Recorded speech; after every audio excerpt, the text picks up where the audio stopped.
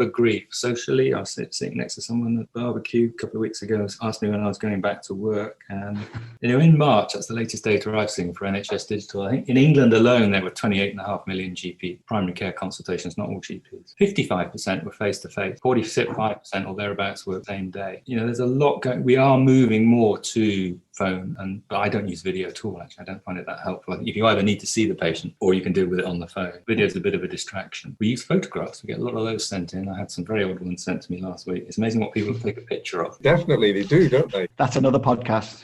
Yeah. Very good. A big thank you to Mark for joining us on the Oral Apothecary and for sharing his desert island drug, his career anthem and his book. Coming up next time, we'll be joined by non-medical prescriber Fiona Penniston-Bird. Fiona works in an independent role advising health organisations on what is required for the development and implementation of non-medical prescribing. We look forward to welcoming Fiona next time on the Oral Apothecary. Over to Gimmo now for our contact details and the final ingredient. Yep, so very quickly, you can get in touch with us at Oral Apothecary on Twitter and oralapothecarypod@gmail.com. And just to finish off on the vet theme, I mentioned earlier my concerns about vet fees, and it turns out I'm not the only one who's got those concerns. Robert Shrimley, writing in the Financial Times, talking about the cost of pet insurance and getting treatment, and his dog had an MRI scan, which cost him a lot of money. He's saying blame for this has been laid on the fact that many independent vets are being bought out by private equity-backed companies who then set the practices, challenging stretch targets. So you can think there are many reasons a private equity firm might buy a vet's or a GP practice for that matter, and few of them are about animal or human welfare. So he's saying that profit motive isn't necessarily a bad thing,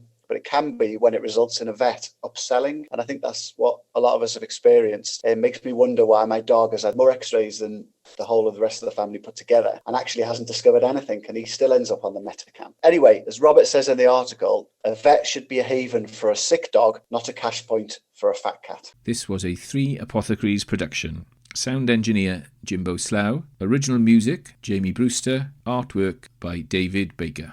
Thanks for listening to the Oral Apothecary podcast. Warning, may cause drowsiness if you don't listen with caffeine.